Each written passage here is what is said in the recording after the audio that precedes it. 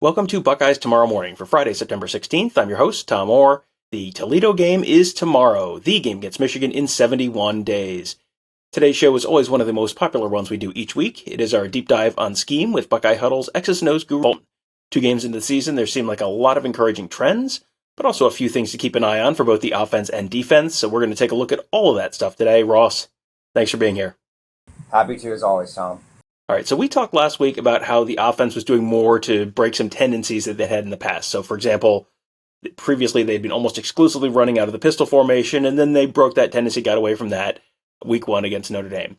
In last weekend's game against Arkansas State, you wrote about how they did more of that. So what were some other examples of things you saw them doing last weekend that kind of went against what they had done previously?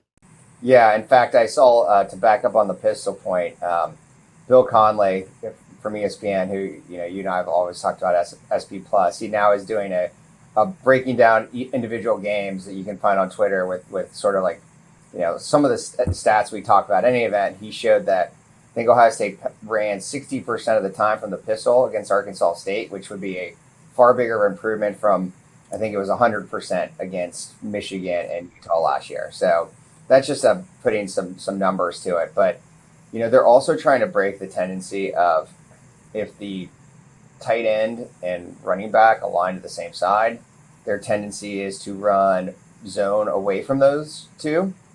And so, you'd get a lot of teams slanting away from the halfback in response. And so they're running, I think people can probably think of this in the top of their head, a lot more of like what I call it like a quick toss. So they're tossing it to the running back to the halfback side. And so, trying to break the tendency of like, hey, by alignment, this is what you're going to get. So that's another concrete example. They're using a little bit more counter.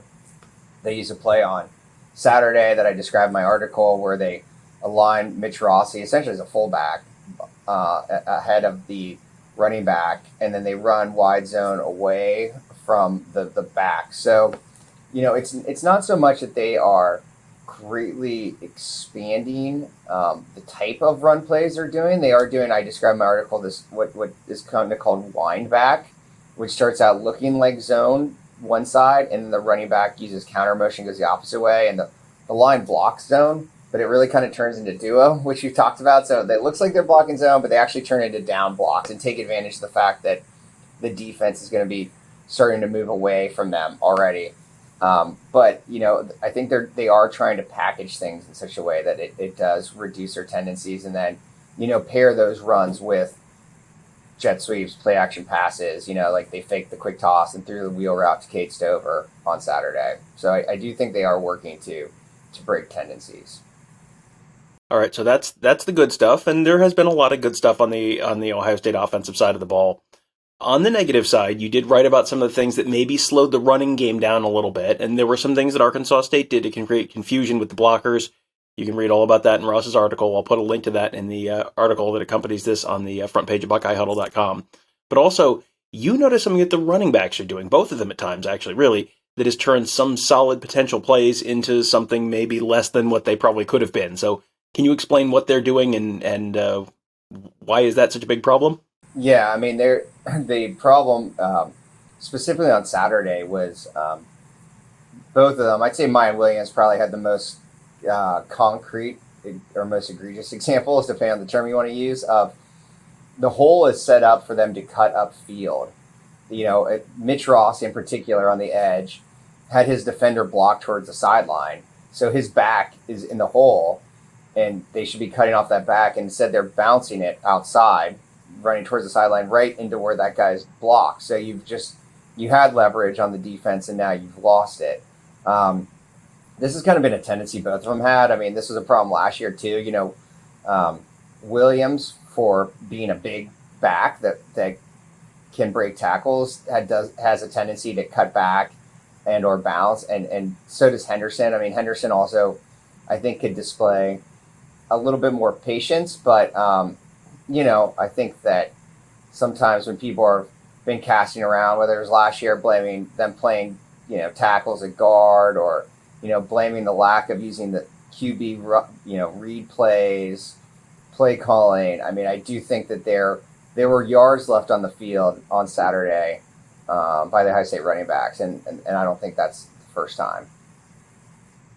So that's a little positive for you, a little negative for you. So I mean, offense overall feels like it's been solid, not quite as spectacular as explosive as people might have expected before the season. How would you grade them so far? And I guess how much do you think the loss of Jaxon Smith-Njigba has maybe held the offense back? Yeah, I mean, I'd say it's probably a B minus. I mean, I had pretty high expectations, like even though my criticism before about the running backs, like it's because I've seen them do better at times, and so the potential's there. But to the Smith and Jigba point, I mean, it's made a huge difference. I guess I would put it in the ways of going into this season. If Ohio State did not have Smith and Njigba and Julian Fleming on the roster, and so your three receivers are two guys who, Ibuka and Marvin Harrison, who had started one game and had potential, and then your third one is a former walk-on and Xavier Johnson. I don't think Ohio State would have been talked about as being the best offense in the country heading into the season. And that plays itself out. I mean, it allows defenses to defend them differently. They're less explosive.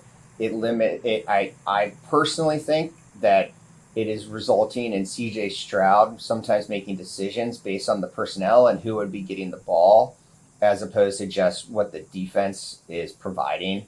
I think, I saw a little bit of that Saturday, both on RPOs and in terms of progression reads in the passing game.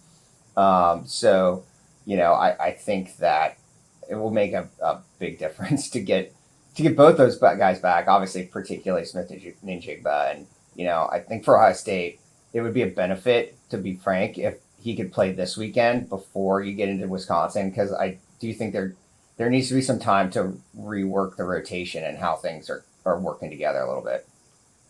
Yeah, and as of Tuesday, when we heard from Ryan Day about this, it sounds like Jaxon Smith-Njigba was on track to play this weekend. We have seen stuff change, at the last minute before, but as of Tuesday or so, it sounded like that was still kind of on track to happen. So that would potentially be some very good news. On the other side of the ball, this is one of these things that I feel like I'm kind of seeing, but I wanted to have you tell me, am I right or not?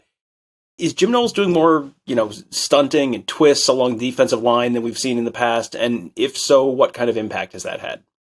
Yes, absolutely. Last year they would slant a decent amount, but like pretty basic.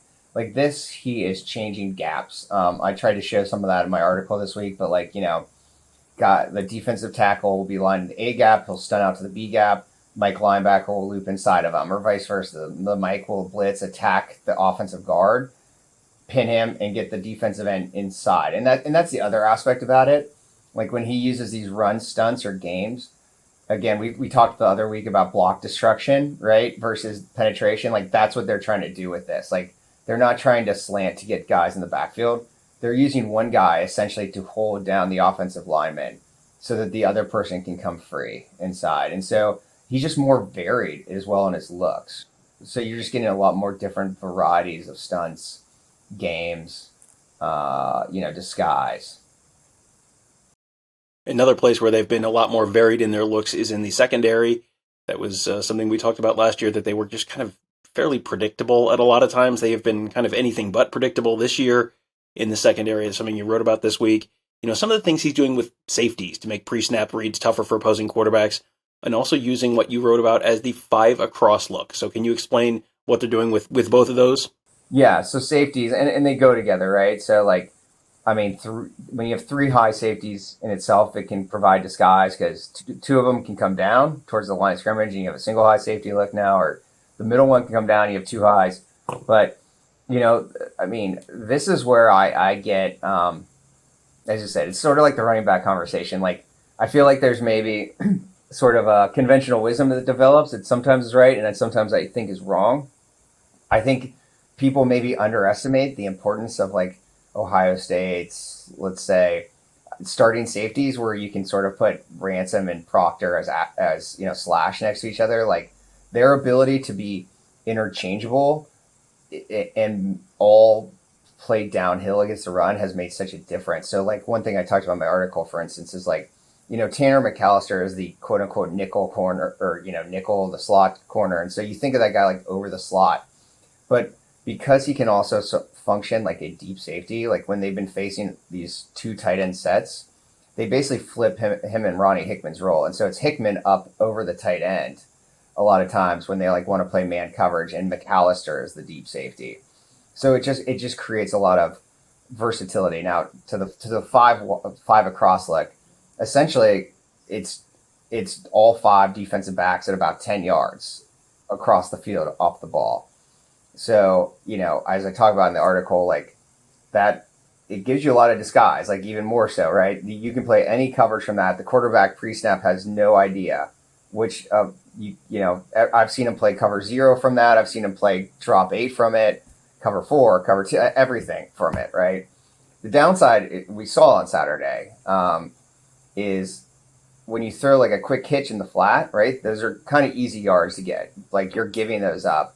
And then it's a lot of pressure on the corner coming up, and you got to come up, but you got to come up under control, and then you got to get the guy to the ground. And, the old adage in football is corners aren't generally the best tacklers. So it's putting a lot on your corners. So it does have some downsides, but, in general, Knowles is sometimes willing to make trade-offs for disguise. All right. So now to everyone's favorite part of these shows, you've introduced the audience to some really fun and kind of niche football terms over the last few years, guarding grass and block destruction and kill and spill and all these fun little football terms that are not, beyond just the basic 101 level stuff. So you had a good one in one of your articles this week that we have not discussed before. So I'm going to make you tell everyone, explain what is a green dog? A green dog means that if a linebacker has responsibility in man coverage for the running back, and it could be a zone too, but let's just stick with Manford. And that running back stays into block, they then blitz. So if it actually really hurt Ohio State last year against Michigan. Michigan green dogged them really effectively because Ohio State likes to keep their running backs into block. And Tommy Eichenberg in particular this year has been really effective. Once he sees that guy stay, he's coming.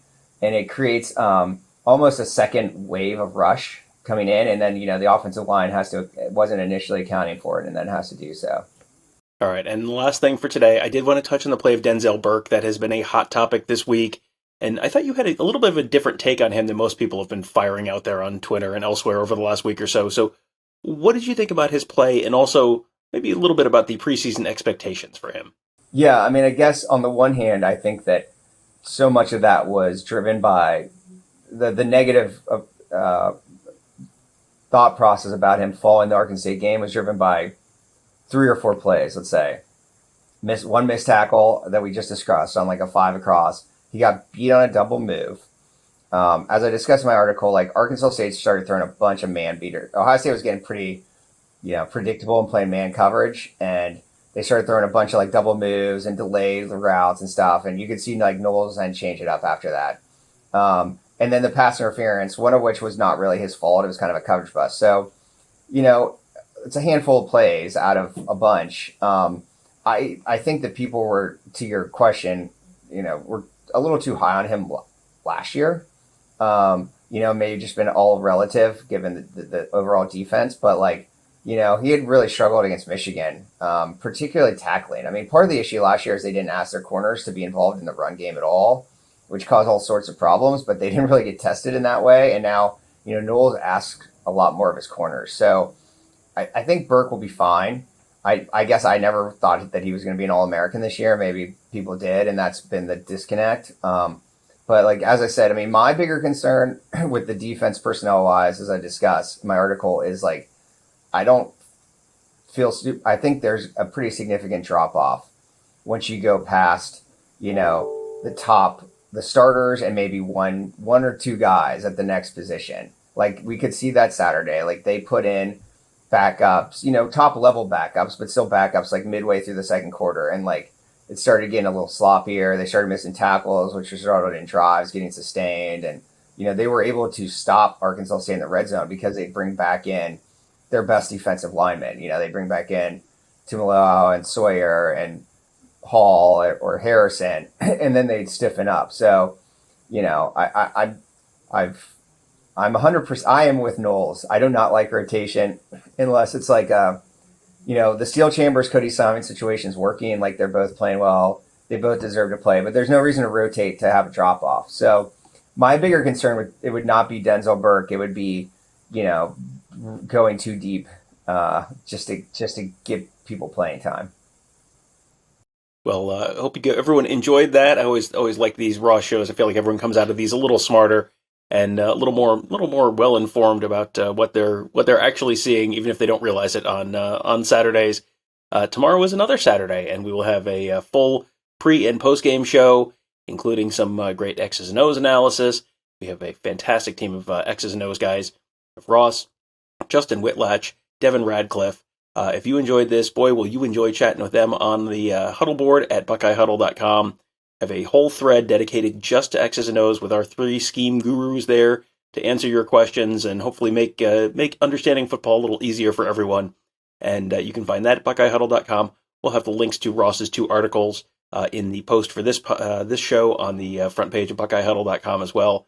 And then tomorrow, Saturday, we will have a full pre- and post-game coverage, as I said. You can find that all at youtube.com/BuckeyeHuddle.